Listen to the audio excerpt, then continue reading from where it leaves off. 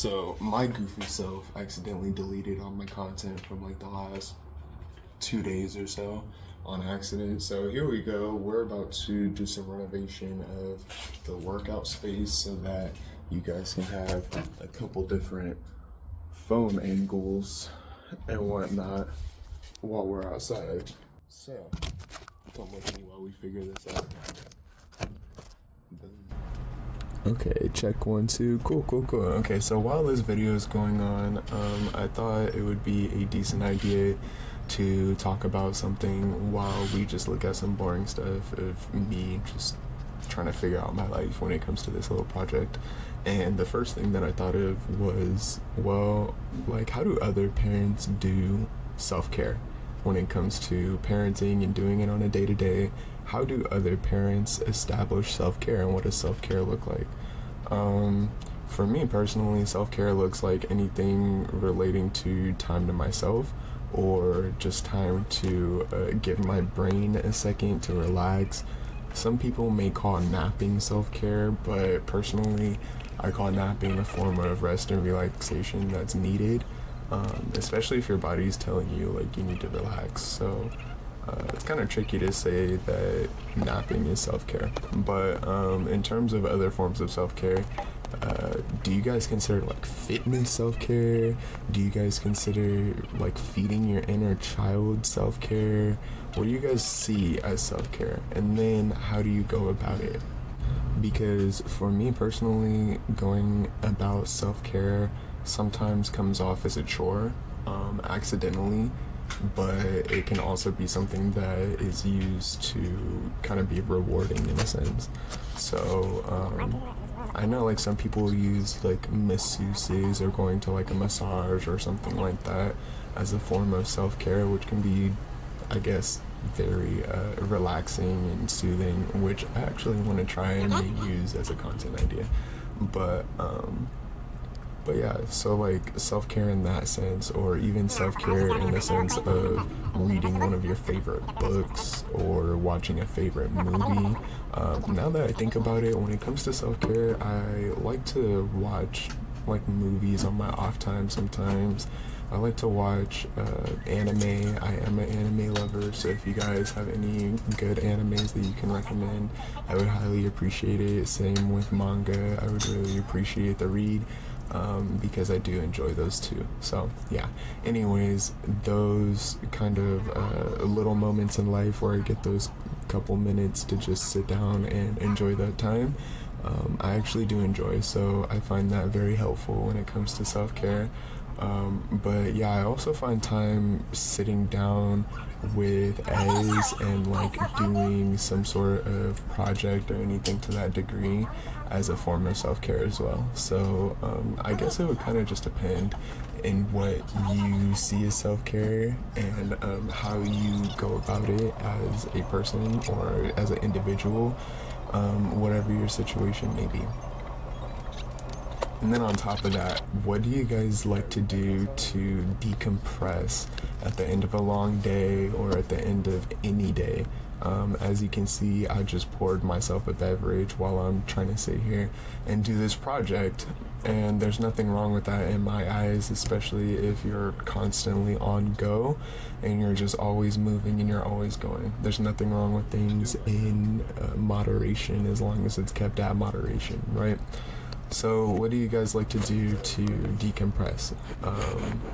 Do you guys have advice? Is it something that you see as a necessity, or is it something that you see as something to put off because it's a quote-unquote sacrifice for yourself, that you have to give up those things as a parent and as a person in order to kind of go about your situation and as your daily needs? So how do you guys go about that? I know me personally, I do enjoy to just live day to day and kind of figure out what exactly that it is that I'm needing for the day or needing to accomplish. In my mind, in my head, especially the way that my mentality is, I'm on go all the time. I'm either 0 or 100. There's no in between, unfortunately. And you know, it can be productive at times, and at other times it can be very overwhelming. So I do enjoy my time gardening, if you catch my drift. I also enjoy beverages. I also enjoy just spending time relaxing and spending time outside. Really just taking a deep breath, kind of spending time off of my phone and away from screens or anything that can be overly distracting from what's right in front of me. I feel like nowadays we as people or as a society don't get enough time away from screens. I feel like that's kind of something that was pushed away as we kind of got older. I'm 27, so do the math on that, and as you can see, like over time, people have kind of gone inside more, spent less time inside. I know when I was growing up, I would be outside running around with my friends all the time. Nowadays, a lot of kids are in front of screens, or a lot of people in general, families in general, are in front of screens, and it can be something that hinders from bonding moments, I guess you could call it. So, do you guys use time in front of screens as a form of self-care? Do you see it as a form of babysitting for your child, if you will? Do you see it as a form, like, what do you see technology usage as within your family dynamic? I'm curious, honestly.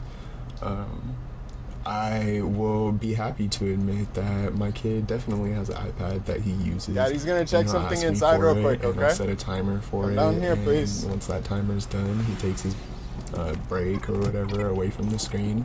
And a lot of those times I'll have him come outside and be in the fresh air or something to that degree, so that he's not just in front of a screen all day. Second to that, he also has plenty of constructive or productive toys, I should say, and he also knows how to like entertain himself for the most part. When it comes to like crafts, arts and crafts, or playing by himself, or things of that nature. So yeah, it really just all depends on the necessity of the day and what all is needed to be accomplished. Show me how fast you can go, dude. So back to self-care.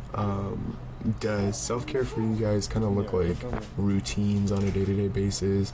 And would you consider daily routines as a form of self-care, or is that something that is just to be accomplished? Let me know what you guys think on that one. I kind of feel like after a while, things become something to be accomplished. It becomes a task to do in order to continue doing what you're doing. So for example, some people may see, dang it, that bump right there might be annoying. Like, I know some people may see like skincare routines as a form of self-care, and for example, like when you're doing a skincare routine on a day-to-day basis, in my opinion, those things tend to wear down in terms of quality and what exactly it does for you in that time. So like say you do a whole mask and facial and moisturization situation for when it comes to your skincare routine, and while that's not something that can be done all the time, if it becomes a regular routine or something that's regularly done, I feel like in that moment or in those type of moments you kind of started forgetting that it's supposed to be self-care, and in those moments you're kind of just doing it autonomously.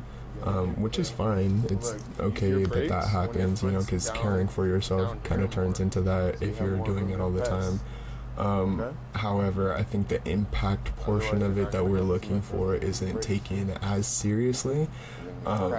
So that's what I'm kind of looking for in terms of like questioning and where I'm coming from in terms of conversation speaking, right? So like for me, when it comes to trying to find new things to do in terms of self-care, I kind of have a hard time with that because of my position in life, as well as the things that I want to accomplish and where I view self-care in terms of priority.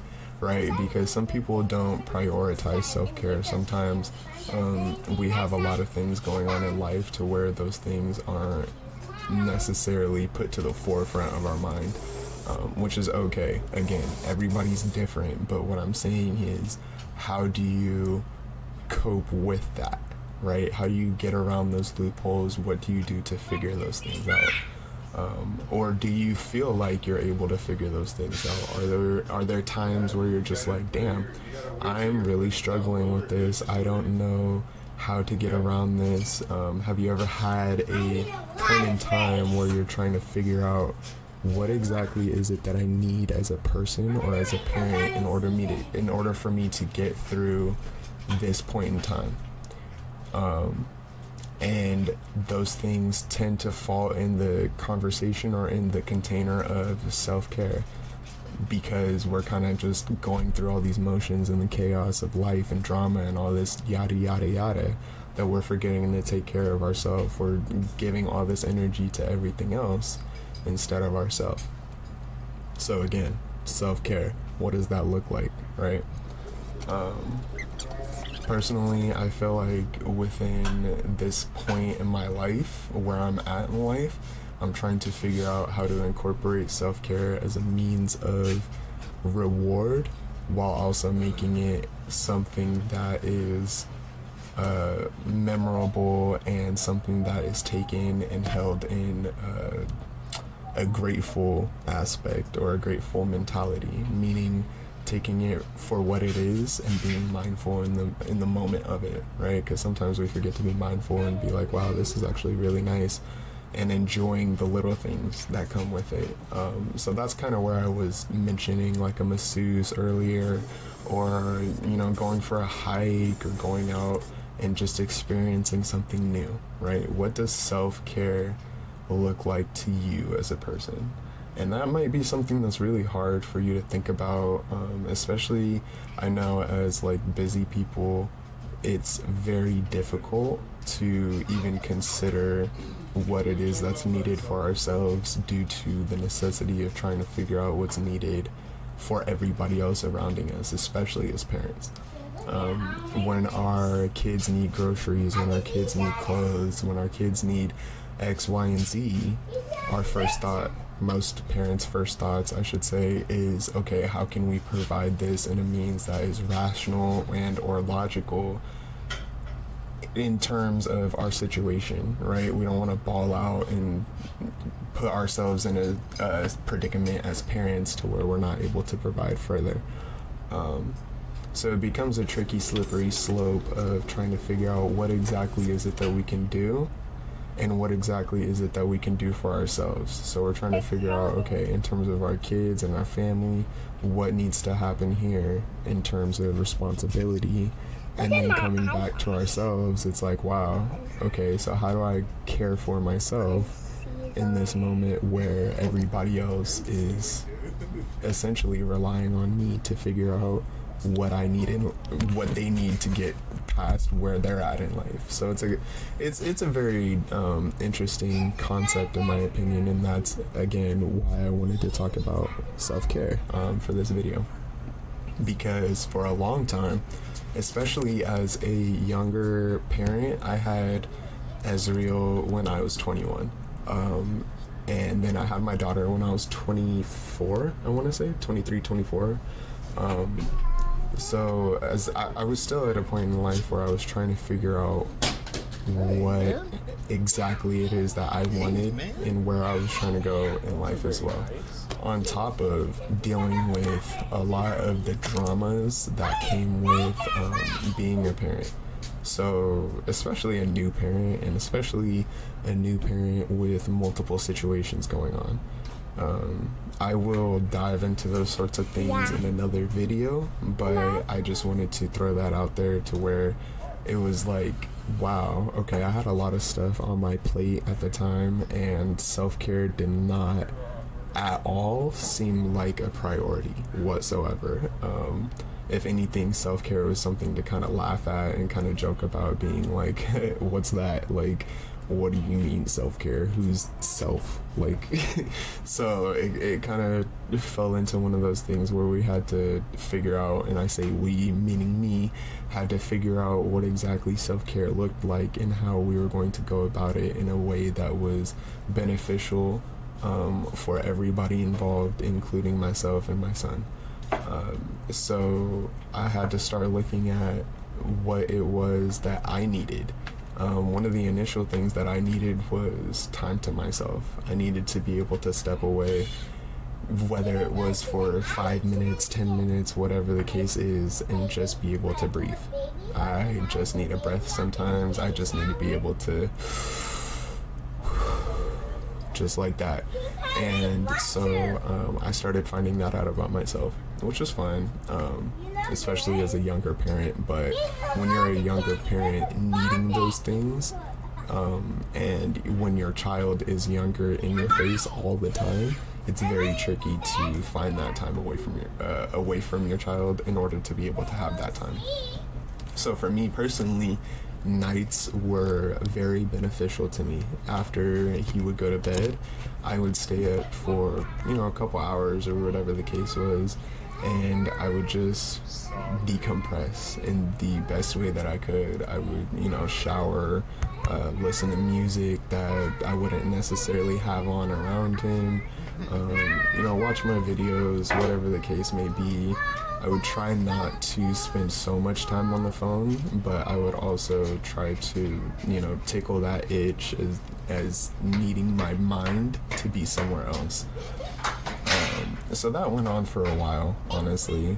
And then after a while, I started thinking, okay, so if he's seeing me in front of my phone all the time as a form of quote-unquote self-care, or as a form of quote-unquote getting away, that's going to start to translate over as he gets older.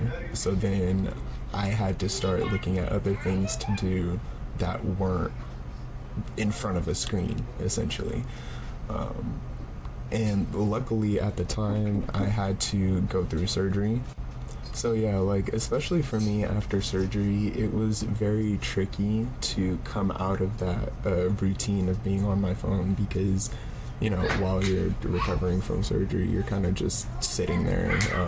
If I wasn't trying to stretch or walk around or circulate my legs or whatever the case, I was really sitting there on my phone, kind of bored. So that little bit of time was enough of a stressor on me and enough of a thought process for me to think, okay, I gotta find something else to do that is beneficial and productive, that he can see and think to himself, okay, I can also do this as well, right?